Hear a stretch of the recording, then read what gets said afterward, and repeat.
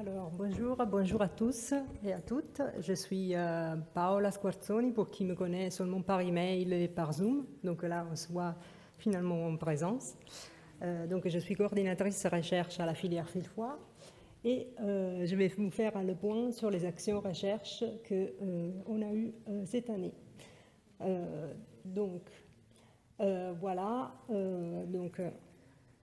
C'est comme ça que je passe la slide, Gamme. D'accord. Donc aujourd'hui, je vais vous parler d'une des actions recherche qu'on a développées cette année.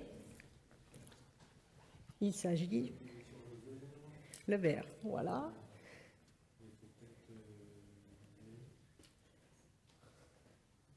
Ah. Merci. Il s'agit, oui.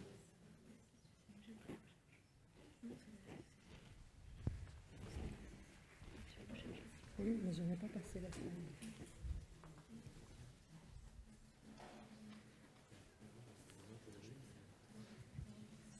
Ok, on revient. Je reviens. Désolée, hein. Une toute petite interruption technique. On est passé un peu trop dans le futur.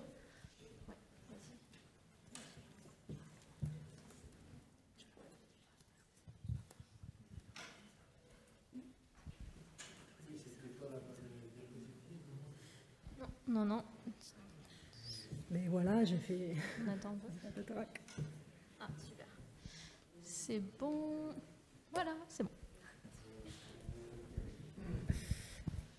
Donc pour les actions de recherche de cette année, donc à la coordination de la recherche, donc on a fait un recensement des structures d'aide. On fait régulièrement une veille des appels à projets et on les diffuse aux membres des réseaux.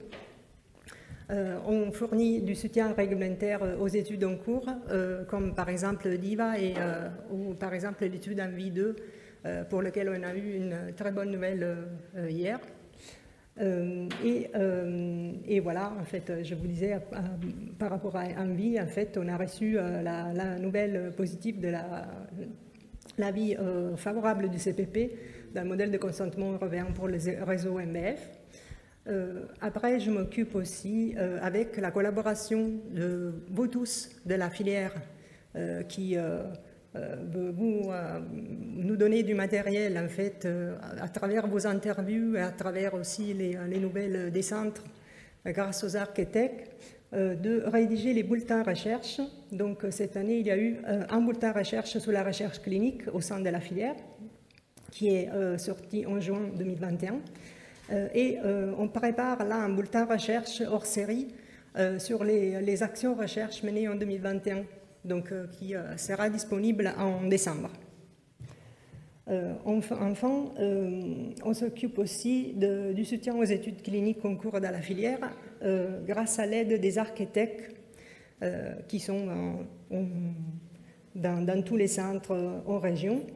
Donc, on a réalisé un plan de charge ArcTech pour augmenter le soutien pour les études cliniques qui en avaient besoin et les centres qui en avaient besoin. Les études, la liste d'études cliniques a été validée avec le comité scientifique et le comité directeur Filfois. Donc, il y a eu 9 études à soutenir et qui sont distribués sur tous les 3 réseaux.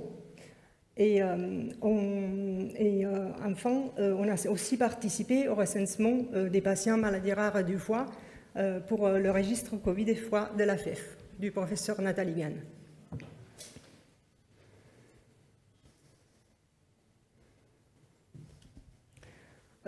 En outre, donc il y a eu la mise en place de la première journée recherche Filfois, qui était la journée dédiée à la recherche fondamentale, translationnelle et préclinique de la filière. On a organisé et la journée s'est tenue le 14 octobre dernier à l'Institut Imagine. Au cours de cette journée, on a remis des prix de communication pour les jeunes chercheurs de la filière. Et le format de cette journée vous a bien plu et a été validé par le CODIR. Et la journée sera reconduite en 2022. On a lancé cette année aussi le prix recherche dont je vais parler tout à l'heure. Donc, on a validé les objectifs et le public cible. Donc, c'était de récompenser des travaux de thèse ou de Master 2 soumis lors des années antérieures. On a rédigé les modalités de soumission des dossiers participants. Les dossiers ont été revus et évalués par les membres du comité de pilotage et comité scientifique de la filière.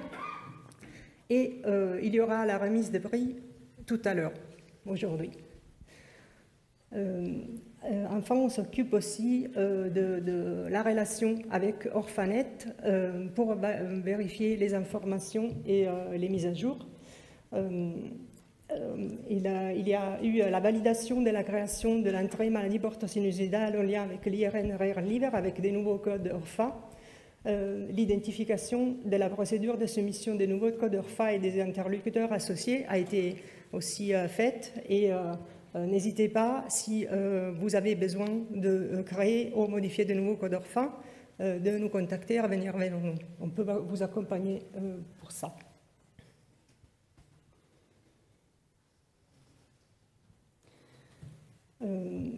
Je m'occupe aussi d'être en relation avec les équipes de l'IRN Rare Liver. Donc, je suis les demandes des activités de l'IRN et je participe aux réunions. On participe aux réunions. J'ai participé aux réunions de l'IRN Rare Liver, les réunions annuelles et le Keep in Touch Meeting. Et en fait, on est en relation avec les équipes pour réutiliser le contenu du site Filfoy en anglais sur le site de l'IRN.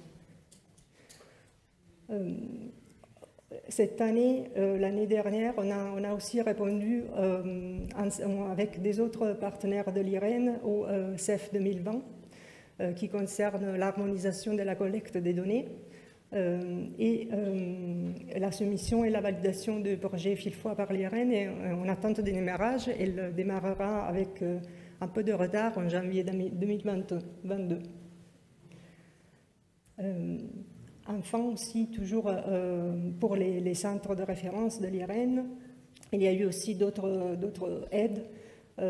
Donc la validation des modalités de soutien de l'équipe d'animation au CRMR avec le CODIR, et donc on transmet périodiquement des rapports pré-remplis au CRMR pour une action que c'est la data collection des patients maladies rares au sein de nos centres. On suit les dossiers des nouveaux healthcare providers. Donc il y a eu actuellement le centre de Tours et le centre de Caen qui ont rejoint l'IRN. Et on aide aussi à l'organisation des réunions de travail avec les experts européens.